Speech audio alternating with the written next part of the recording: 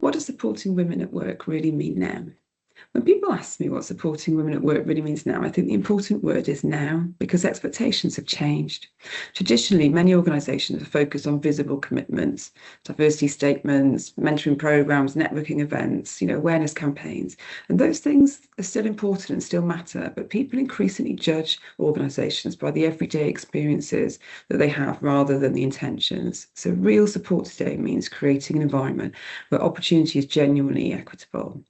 So that might include fair pay, transparent progression, access to influential work, and leadership pathways.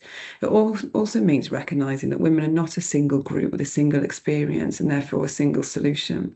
Different women face different challenges depending on background, demographics, caring responsibilities, and stage of life. For me, support is less about programs and more about behaviour.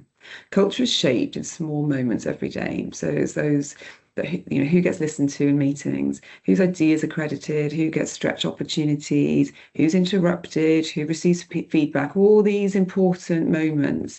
And so for me, supporting women at work means paying attention to these patterns and being willing to challenge them, and importantly, overall challenge poor behaviour when seen or experienced.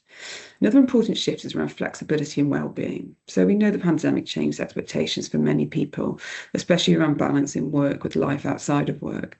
Supporting women now means understanding that flexibility is not a favour, it's not a concession. It's often what allows talented people to sustain their ambitious careers over the long term.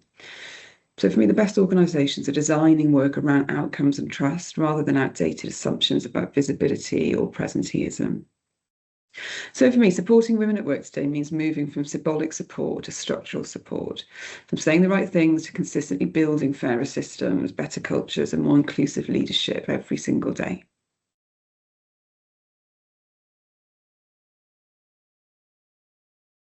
How can organisations support women when DEI itself is facing pushback? So many companies that we're seeing now are starting to roll back on their DEI commitments, but the underlying challenges haven't disappeared. They still exist today. So I feel strongly that organisations should not be rolling back necessarily on their commitments simply because the conversation has become more political or socially challenging. If anything, it's as required today as it has ever been. When companies publicly step away from EDI efforts, it can send a message that inclusion was only important when it was popular or commercially convenient, and it's now not, part of the core purpose or mission of that particular organisation. But new generations entering the workforce care deeply about workplace culture and equity. Whether employers genuinely live their values, people want to work for organisations where they feel respected, supported, and able to progress fairly. And companies that abandon those commitments, they can risk damaging trust, retention, and their reputation as employers. Women are still underrepresented in leadership, still more likely to experience unequal pay and caregiving pressures, and still face barriers to progression in many industries. So stepping away from the language of EDI doesn't remove the need for fairness and inclusion. It still exists, whether the commitment is overt or not. Organisations should, from my perspective, focus on outcomes. So equitable hiring, transparent promotion, criteria fair pay audits, and flexible working policies that benefit everybody. These aren't radical ideas, they're simply good organisational practices that help retain talent and improve performance. I think companies should communicate this work in a way that resonates more with the wider audience in a climate where DEI language can become polarizing, and more so recently. Organizations can frame these efforts around fairness, opportunity, well-being, and performance. So even if the terminology is evolving, the responsibility should remain the same. That organisations they should continue to invest in fairness, opportunity, and accountability will ultimately be stronger, more sustainable, and better able to attract and retain talented people.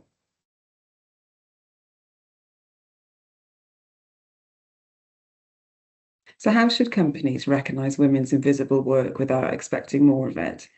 So invisible work for women refers often to the tasks, responsibilities, and emotional labour that are essential to keeping workplaces or teams functioning, but which often go unrecognised, unpaid, or unrewarded. So women are often expected to mentor colleagues, manage team dynamics, organise events or contribute to wellbeing and inclusion efforts, work that keeps organisations functioning but often goes unrewarded.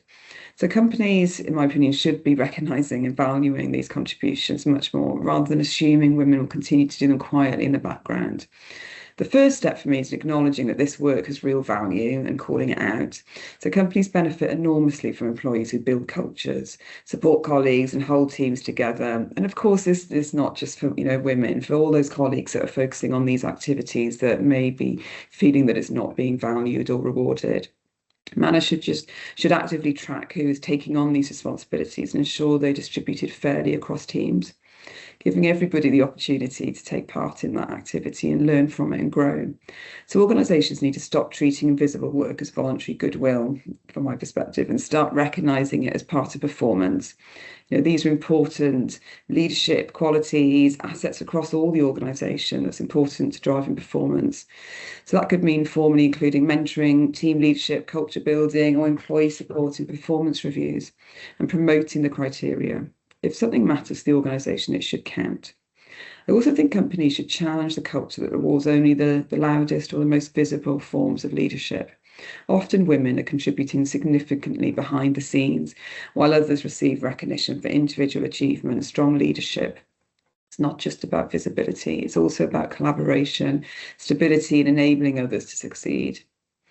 So ultimately, the goal shouldn't be to celebrate women for carrying extra burden. It should be to create a workplace where important but less visible work is recognised, rewarded and shared fairly, whoever it's done by.